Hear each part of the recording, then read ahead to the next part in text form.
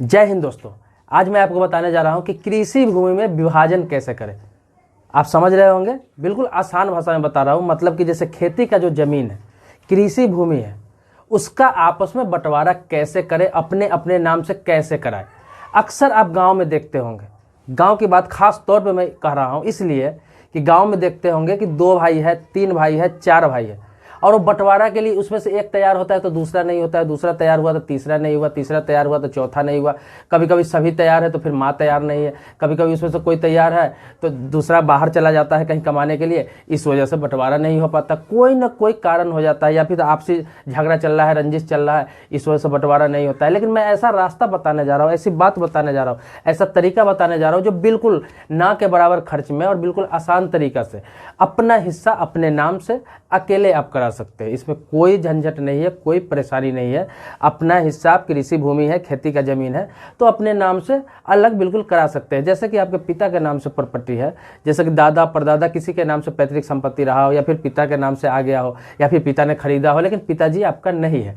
अब आप 2 भाई है, 3 भाई है, 4 भाई है, 5 भाई, जितने भी भाई है बहन है, अब अपने अपने नाम पे कृषि भूमि करना चाहते हैं। तो अपने अपने नाम पे करना चाहते हैं, तो उसमें से कोई चाह रहा है कि अभी नहीं करना है, या फिर किसी कोई ज़रूरत नहीं समझ रहा है, लेकिन आपको लगता है नहीं, मेरा हिस्सा जो है मैं अपने नाम कराना चाहता हूँ, मुझे कराना ही है। तो इसके लिए प्रोसेस बता रहा हूँ, बिल्कुल आसान प्रोसेस है, छोटा प्रोसेस है। आप पूरा वीडियो में बने रहिए। आपसे रिक्वेस्ट है कि पूरा वीडियो में बने रहिएगा और इस वीडियो को लाइक जरूर करिएगा। बार बार रिक्वेस्ट इसलिए करता हूँ वीडियो लाइक करने के लिए कि अब जब लाइक करते हैं, ज़्यादा लाइक आता है, तभी मैं नए नए टॉपिक खोजता हूँ, नए नए टॉपिक पर वीडियो बनाता हूँ। अगर लाइक ज़्यादा नहीं आता है तो मैं सोचता हूँ लोग पसंद नहीं कर रहे हैं, और मैं फिर वीडियो बनाने में देरी करता हूँ या फिर नहीं बना पाता हूँ। क्योंकि जब आप हौसला बढ़ाएंगे, नए टॉपिक लेके आता रहूँगा इसी प्रकार से, तो लाइक तो आप कर ही दीजिए। तो आते हैं अपने टॉपिक पे। इसके अलावा आपके मन में जो भी सवाल होगा, प्रश्न होगा, तो आप जरूर कमेंट बॉक्स में लिखिएगा। उस टॉपिक पर भी वीडियो बनाऊंगा। मतलब जो आप वीडियो चाहते हैं, जिस टॉपिक पर वीडियो चाहते हैं आप लिखिए, उस टॉपिक पर भी वीडियो जरूर बनाऊंगा। थोड़ा इंतजार करना पड़ेगा आपको, लेकिन बनता जरूर है उस टॉपिक पर वीडियो। आते हैं अपने मुद्दे पे। तो मुद्दे पे आते हैं कि आप अपने भाइयों में बंटवारा करना चाहते हैं कृषि भूमि। जैसे पिताजी के नाम पे है, पिता नहीं है, और आप लोग भाइयों में बंटवारा करना चाहते हैं। तो पिताजी जब नहीं है, और मान लिया कि आप 3 भाई हैं, 4 भाई है, 5 भाई, जितना है, लेकिन 3 भाई का एग्जाम्पल दे रहा हूँ। 3 भाई है और आपकी माता जी, 4 हो गया। क्योंकि जब पिताजी नहीं है और पिता के नाम से ज़मीन है तो विभाजन होगा 4 हिस्सों में। जितना जितना हिस्सा आप तीनों भाइयों को होगा, उतना माँ का भी होगा। अगर बहन है, बहन लेना चाह रही है, तो बहन का भी हिस्सा होगा। लेकिन ज़्यादातर होता है कि कृषि भूमि में बहन नहीं लेती है हिस्सेदारी। और रही उत्तर प्रदेश की बात, तो उत्तर प्रदेश में राज्य विधि लागू है। मतलब कि ये हिंदू उत्तराधिकार संशोधन अधिनियम 2005 जो है पूरे देश में लागू हुआ था, लेकिन उत्तर प्रदेश में लागू नहीं है। उत्तर प्रदेश में कृषि भूमि में बेटियों का कोई अधिकार नहीं है। वहाँ महिलाओं को कृषि भूमि में कोई अधिकार नहीं है। जो आवासीय भूमि है, जो घर का ज़मीन है, उसी में अगर लेना चाहे तो ले सकती है। कृषि भूमि तो लड़के भी नहीं ले सकती है। तो बहन लेना चाहे, जहाँ पर लागू है, बहन लेना चाहे तो ले सकती है, लेकिन उत्तर प्रदेश में नहीं मिलेगा।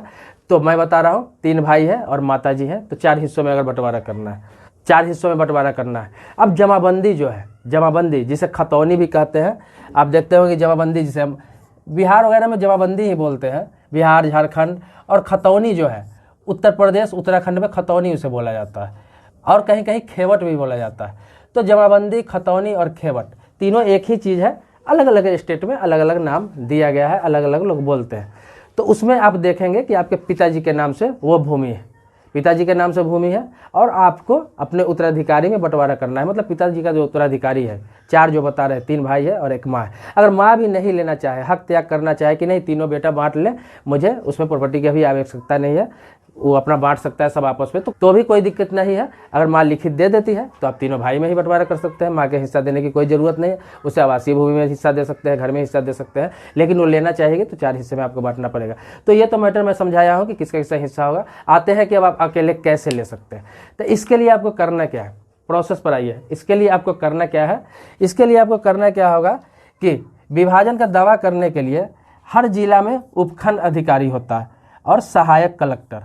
यही दोनों के कोर्ट में आपको विभाजन के लिए, बंटवारा के लिए दावा पेश करना पड़ेगा।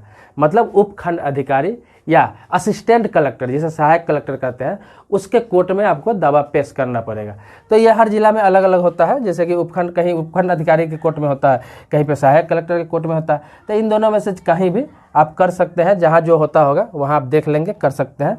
उसके बाद आपको करना क्या है, बंटवारा का दावा तो आप कर लिए। इसमें क्या है कि सभी उत्तराधिकारी को पार्टी बनाना पड़ता है। जैसे कि आपको अपने हिस्सा अपने नाम से अलग करना है और उसमें 2 भाई आपका हिस्सेदार और है, माँ हिस्सेदार है या फिर जो भी हिस्सेदार है, तो उनको आपको पार्टी बना के केस फाइल करना पड़ेगा। पार्टी समझ रहे हैं, मतलब उनके विरोध ये दावा करके पेश करना पड़ेगा कि हम लोगों में आपस, कारण भी देना पड़ेगा वहाँ पे आपको मेन तो कारण ही बताना पड़ेगा कि हम लोगों में आपस में बनती नहीं है, या फिर रेवेन्यू भरने में हमें परेशानी आती है अलग अलग, या फिर हमें अपनी ज़मीन की अलग आवश्यकता है, मैं अलग खेती करना चाहता हूँ, कुछ भी कारण देना पड़ेगा वगैरह वगैरह। और आमतौर पर कोर्ट को भी मालूम है कि जो उत्तराधिकार है उसका अलग अलग कर देने में ही भलाई है, अन्यथा लड़ाई झगड़ा तो होता ही रहता है। कोई भी कारण आप दे सकते हैं, तो जब वहाँ पे कारण देकर आप केस फाइल करेंगे वहाँ पर, तो फिर सभी पार्टी को नोटिस जाएगा, सभी पार्टी को नोटिस जाएगा बुलाने के लिए। अगर वो आ जाएंगे तो फिर उनसे सफाई ली जाएगी, सिर्फ नाम मात्र का सफाई ली जाएगी, लेकिन आपका हिस्सा है तो आपका तो अलग होगा ही, उससे सफाई ली जाएगी। अगर वो नहीं आते, अगर पार्टी नहीं आता है, जो हिस्सेदार उसमें उत्तराधिकारी और भी है वो नहीं आता है, तो दावा आपका और भी मजबूत हो जाता है। तो दोबारा फिर नोटिस किया जाएगा, फिर दोबारा भी नहीं आते हैं तो एक तरफा आपका हिस्सा आपको डिक्लेयर कर दिया जाएगा।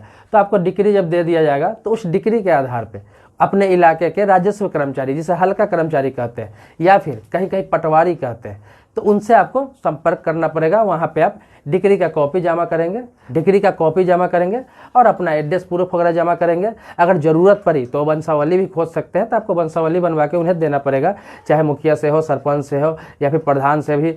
जहाँ जहाँ जो चीज़ होता है, सभी जगह अलग अलग तरह का पंचायत प्रतिनिधि होता है, अलग अलग नाम होते हैं, तो आपको किसी से भी एक वंशावली बनवा के देना पड़ेगा। वंशावली तो आप समझते होंगे, जिसमें क्लियर रहेगा कि इनके पिताजी ये है, इनके 4 बच्चे हैं, तो उसके आधार पर आपका अलग जमाबंदी कर दिया जाएगा, आपके नाम से अलग खतौनी बना दिया जाएगा, अलग खेवट बना दिया जाएगा।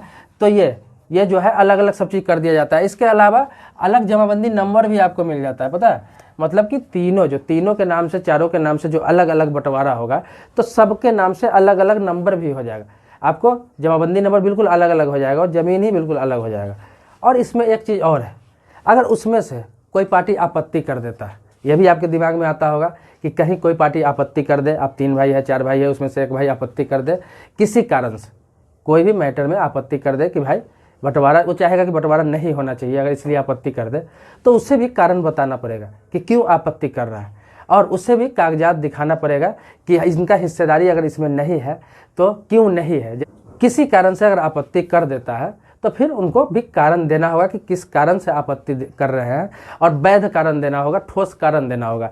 लेकिन फिर भी किसी भी हालात में आप उत्तराधिकारी है तो आपका तो हिस्सेदारी अलग कर ही दिया जाएगा। इसके लिए टेंशन नहीं ले, कुछ भी होता है एक नाम मात्र का प्रोसेस होता है, सिर्फ नाम मात्र का प्रोसेस होता है, लेकिन आपकी हिस्सेदारी तो अलग होगी। थोड़ा टाइम लगेगा, अगर आपके भाई आपत्ति करते हैं या फिर किसी कारण से कोई उसमें रुकावट लगाने का प्रयास करते हैं, थोड़ा लेट लगेगा, टाइम लगेगा, लेकिन वो तो होना ही है, अलग आपके नाम से होकर ही रहेगा। चाहे वो जाए ना जाए, कोई आपत्ति करे, कुछ भी करे, उससे आपको कोई फर्क नहीं पड़ेगा। कृषि भूमि में बहुत आसानी से विभाजन हो जाता है, बंटवारा हो जाता है। अब आते हैं कि अब लोग पूछेंगे कि इसमें खर्च कितना लगता है, फीस कितना लगता है, कोर्ट फी कितना पैसा लगता है। तो आपको जानकारी के लिए बता दूं कि कोर्ट फी इतना कम लगता है कि आप सोच भी नहीं सकते। कोर्ट फी बिल्कुल नाम मात्र का लगता है। ये किसी स्टेट में 2 रुपया है कोर्ट फी मात्र, और किसी स्टेट में मात्र 5 रुपया भी कोर्ट फी है। बस यही 2 रुपया और 5 रुपया मात्र नाम का कोर्ट फी है, जो कोर्ट में आप केस फाइल करते हैं, मात्र इतना ही लगता है। और अलग से जो आपको खर्च लगे, पेपर में लगे, आपको आने जाने में लगे, या फिर वहाँ अन्य प्रोसेस में लगे, आपको एडवोकेट अगर रखते हैं तो एडवोकेट को देना पड़े फीस, वो अलग मैटर है। लेकिन कोर्ट फी बिल्कुल नाम मात्र का है, 2 रुपया, 5 रुपया, 10 रुपया, यही कोर्ट फी होता है कृषि भूमि के बंटवारा में। बिल्कुल नॉर्मल है, सब स्टेट का अलग अलग है।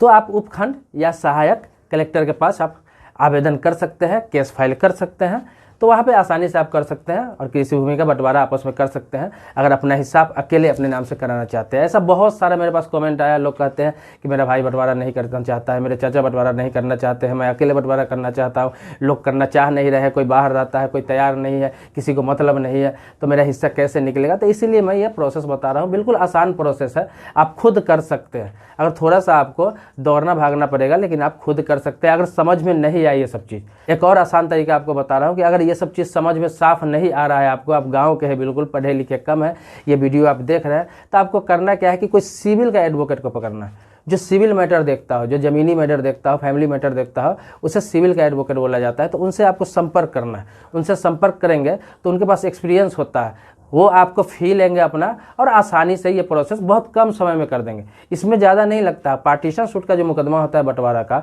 उसमें हालांकि टाइम लग जाता है, लेकिन ये जो होता है आपको, ये जो कृषि भूमि का विभाजन का होता है, कृषि भूमि के पार्टीशन का होता है, तो इसमें बहुत कम समय लगता है। मतलब कि 1 साल के अंदर में ही आपका हो जाने की संभावना है, जबकि उतना समय भी नहीं लगता है, लेकिन मैक्सिमम 1 साल के अंदर में आपका ये काम हो जाएगा।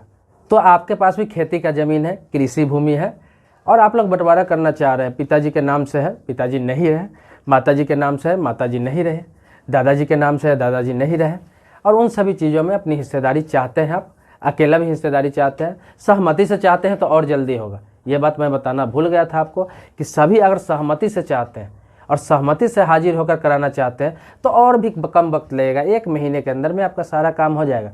लेकिन थोड़ा टाइम लगेगा। अगर सहमति से नहीं होता है, सिर्फ आप अपना हिस्सा लेना चाह रहा है, बाकी लोग तैयार नहीं है, तो आप आसानी से ले सकते हैं। ये प्रोसेस भले ही आसान है, ये प्रोसेस भले ही आसान है, लेकिन बहुत सारे लोगों को मालूम नहीं है ये सब चीज़। बहुत सारे लोगों को मालूम नहीं है। लोग डायरेक्ट कोर्ट पहुंचते हैं वहाँ पे बंटवारा के लिए, या फिर तहसील पहुंचते हैं। तहसील से भी अगर आपसी सहमति से कर रहे हैं तो तहसील से भी काम हो जाता है, कोई दिक्कत नहीं होता है, बहुत आसानी से तहसील से भी हो जाता है, आपको कोर्ट जाने की ज़रूरत ही नहीं है।